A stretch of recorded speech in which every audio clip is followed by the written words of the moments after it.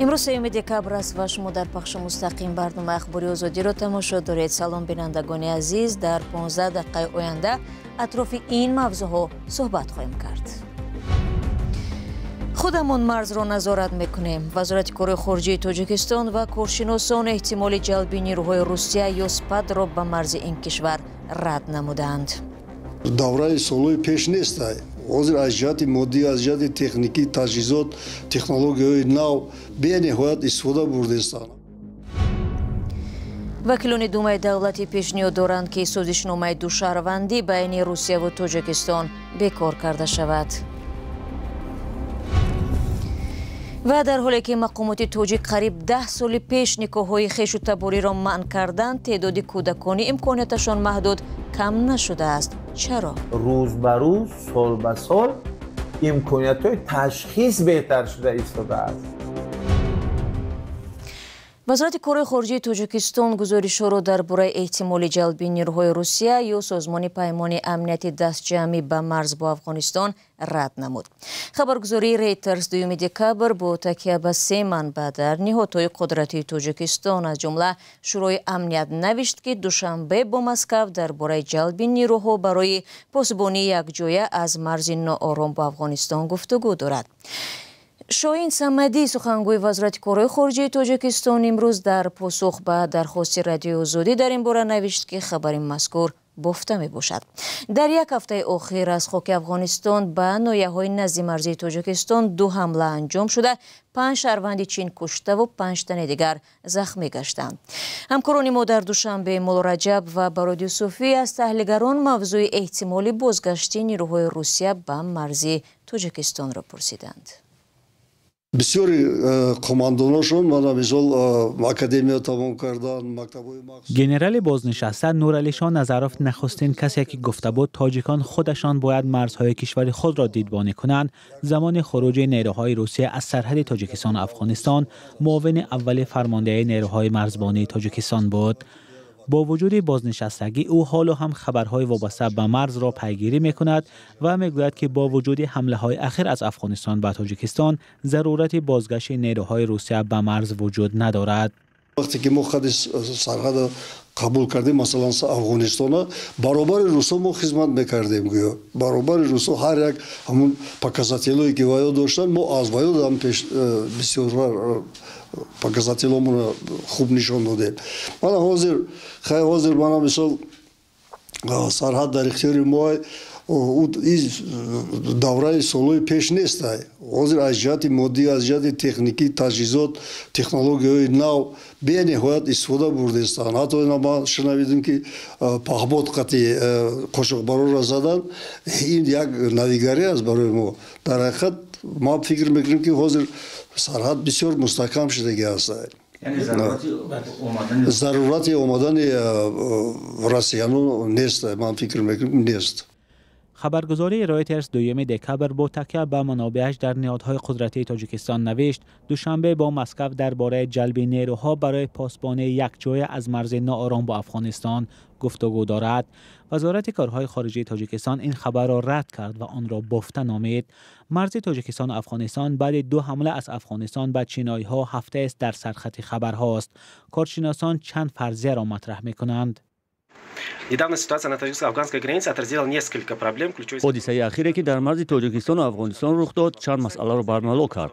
مسئله کلیدی این است که طالبان عین حال سرتاسر افغانستان را اداره نمی‌کنند و اظهارات آنها درباره آنچه که اجازت نمی‌دهند افغانستان به لانه تروریستان تبدیل شود و به کشورهای همسایه تهدید کند درست از آب نبرآمد. مسئله دوم، منافع چین به طور جدی ضرر دیدند به خاطر آنکه به کارخانه‌های چینی حمله شد و کارگران چینی کشته شدند و این برای چین پیامدی جدی است. کارشناسان همصحبت آزادی از دوشنبه میگویند در پی حمله به کارگران چینی به احتمال زیاد همکاری‌های دوشنبه و پکین در بخش تامین امنیت بیشتر می شود. اصلی حساب اینجا اندیشیدن این که به چی آورده میرساند بسیار مهم است، چون که ما میبینیم که همین گونه حادثه ها به واسطه ضرورت تقویت همکاری های تاجیکستان و چین را بسیار مهم میکند، زیرا که این دو کشور هم مرز هستند و این دو رویداد اخیر نشان داد که همکاری ها در соҳаи дар самти муқовимат ба اکستریمیسم و تروریسم بسیار مهم است. در یک هفته اخیر از خاک افغانستان به ناحیه‌های نزدیک مرزی تاجیکستان 2 حمله انجام شده، 5 شهروند چین کشته و 5 تن دیگر زخمی گشتند. آنها در یک کارخانه ظرفشویی در ناحیه شمس‌الدین شاهین ولایت ختلان و شرکت راهسازی در ناحیه درواز ولایت مختار کوهستان بدخشان کار می‌کردند. مقامات تاجیکستان هر دو حمله را تروریستی نامیده، گروه طالبان و مقامات ایران و پاکستان آن را محکوم کردند. در روسیه پیشنهاد دارند که سازشنامه دوشهروندی با تاجیکستان بکار کرده شود. میخائیل دیلیاگین، معاون رئیس کمیته سیاست اقتصادی دومای دولتی، در نامه به حکومت روسیه بکار شدن این سازشنامه را طلب کرده است. وی نوشته است که سند مذکور ماهیت اصلی خود را گم کرده، سبب مهاجرتی بی‌صفت شده است. برخی از فعالان شبکه‌های اجتماعی نوشتند اگر چنین است، سازشنامه حضور پایگاه 201 روسیه در تاجیکستان نیز بکار کرده شود، چون این عهدنامه‌ها در یک بسته قبول شده بودند.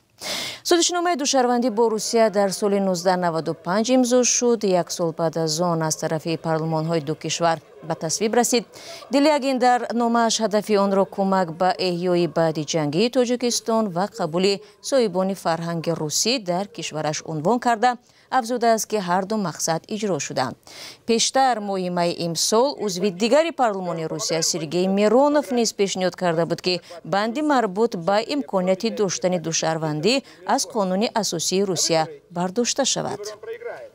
تاجیکستان یگانه کشور است که با روسیه نظام دوشهروندی دارد و سالانه صدها تاجیکستانی همزمان شناسنامه روسی هم میگیرند.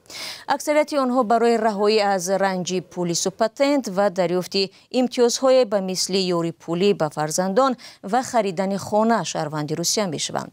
همچون شهروند آنها به جنگ اوکراین نیز فرستاده میشوند. در تقریبا 4 سال جنگ روسیه در اوکراین خبر مرگ 10 نفر آنها رسانه‌ای گردیده است. موضوع روسیه را ادامه می‌دهم. این کشور میگوید با آمریکا درباره طرح پیشنهادی صلح در اوکراین گفتگوهای سودمند انجام داده است، اما هنوز هیچ توافق نزدیک نیست. هیئت آمریکایی با رهبری استیو ویتکوف، نماینده ویژه آمریکا، روز 2 دکامبر در کرمل با ولادیمیر پوتین رئیس جمهوری روسیه و مقام‌های همراه او نزدیک به 5 ساعت درباره طرح گفتگو کردند که هدف آن پایان دادن به جنگ روسیه در اوکراین می باشد. موضوع را همکارم طاهری سفری ادامه می‌دهد. ولادیمیر پوتین رئیس جمهوری روسیه با استیو ویتکوف، فرستاده خاص و جارد کوشنر داماد دونالد ترامپ رئیس جمهوری آمریکا روز سه‌شنبه در شهر مسکو ملاقات کرد. هدف از ملاقات پایان دادن به جنگ روسیه در اوکراین بود که تقریبا 4 سال است ادامه دارد. چند ساعت قبل از گفتگو ولادیمیر پوتین با خطاب به حامیان اروپایی اوکراین گفت مسکو علاقه به جنگ و درگیری با آنها ندارد، اما اگر اروپا خواهان جنگ باشد روسیه هم کاملا آماده است. یوری اوشاکوف، مشاور رئیس جمهوری روسیه، پس از نشست گفت که صلح در اوکراین نه نزدیکتر شده است و نه دور. ما با همکاران امریکاییمون محتوای طرح‌ها و سندهای را بررسی کردیم که چندی پیش امریکایی‌ها به ما فرستادند.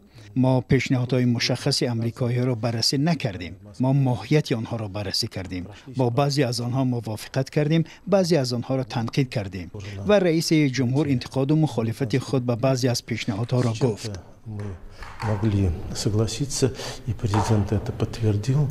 هفته پیش طرح 28 بندی امریکا درباره صلح بر رسانه‌ها راه یافت و نگرانی اوکراین و مقامات اروپا را برانگیخت، چون به قول آنها تن دادن به بسیاری از طلب‌های روسیه بود. مقامات اروپا طرح خود را پیشنهاد کردند که منافع اوکراین را بیشتر به نوبت گرفته است.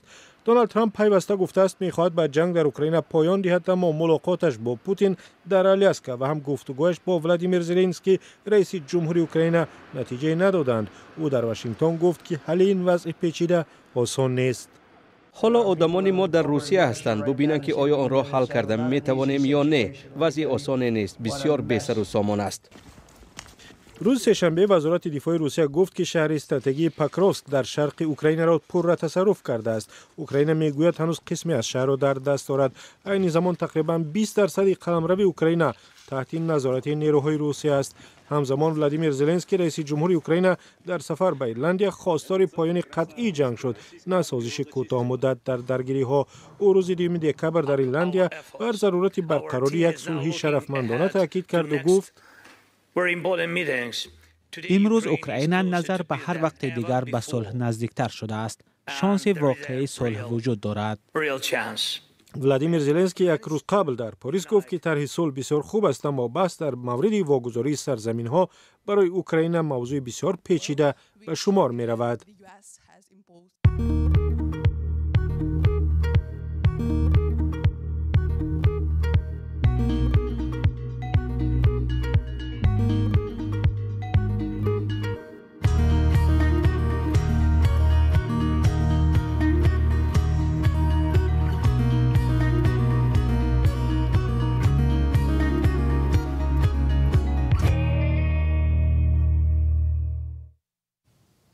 شما برنامه اخباری رادیو آزادی رو تماشا دارید. طبق امور وزارت تندرستی تاجیکستان تا نیمه اول سال جاری در کشور بیشتر از 170,000 افراد دارای امکاناتشان محدود ثبت نام شده است. این نشان داد نسبت سال 2024 حدود 6,000 کس بیشتر می باشد. در گذشته مقامات تاجیک نیکوی خویش و تباری را از سبب‌های معیوب به دنیا آمدن کودکان نام برده بودند. 10 سال پیش چنین ازدواج‌ها منع گردید، اما تا کجا وضعیت تغییر یافت در گزارش همکارانمان می‌بینیم.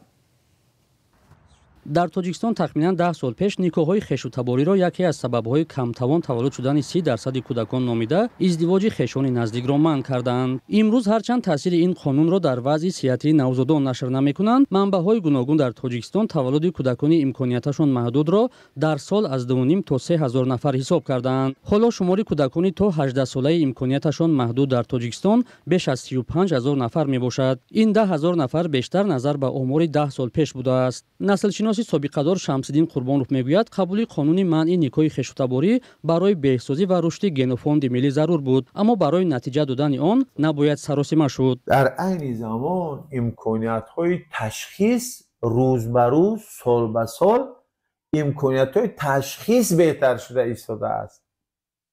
یک دویم امکانات‌های با قیدگیری بهتر شده ایستاده است. همین عمری که 10 سال پیش بود یا 20 سال پیش بود، تو چی اندازه من اعتماد کنم سری همین عمر، من خودم همچنین متخصص میگم که عمر ضعیف بود. ولی آنچه که وزارت تندرستی در یک گزارش اعتراف نمود این است که بیماری‌های مادرزادی و ارثی در حال افزایش هستند که باعث معیوبی کودکان میشوند. تاثیر محیط اطراف، استعمال غذای ناسالم و غیره هم سبب تولد کودکان کمتوان میشود، میگوید طبیبان. قانون امسال قبول شد، معنای اجرای پلان پخته را ندارد. میفهمید؟ قانون قبول شد، اساسناک است قبول کردن این قانون. در شرایطی که در تاجیکستان ما وجود داره، با هزار فکت و دلیل که مردم ما میل به ازدواج ها و برپا کردن عائله خود در یک داخل قوم خود یک عرف عادتشون هست، همه را آهسته آهسته از بین باید بود. میفهمید؟ آهسته آهسته باید از بین برد. به مردم شانس و امکانیت داد که از بیگانگان ازدواج کنند و این بر رفتار مقرری مبدل شود. یونیسف یا خزینه کودکان سازمان ملل میگوید به حساب عمومی در دنیا تخمیناً هر کودک 10 تا 18 ساله با بیماری‌های مادرزادی تولد میشوند. و حزب جبهه خلق در آذربایجان میگوید مقامات امنیتی علی کریملی رهبر این حزب را که اصلی ترین حزب مخالف حکومت می باشد بعد از یورش به خانه‌اش در باکو بازداشت کردند. بر پایه اعلامیه این حزب نیروهای امنیتی روز 30 نوامبر وارد منزل علی کریملی شدند و بعد از تفتیش خانه او را با خود بردند. جزئیات در وبسایت ما. دوستان عزیز، با همین نشر نوبتی اخبار آزادی را به پایان میبریم. سپاس از یکی شما که تا این لحظه ما را همراهی کردید. در صفحه تیک تاک و اینستاگرام رادیو آزادی ویدیوهای بیشتر نشر میشوند، همچنین در صفحه های دیگری ما نیز. تا ملاقات بعدی خود را احتیاط کنید. وقت و نگهبانی هر یک شما باشد.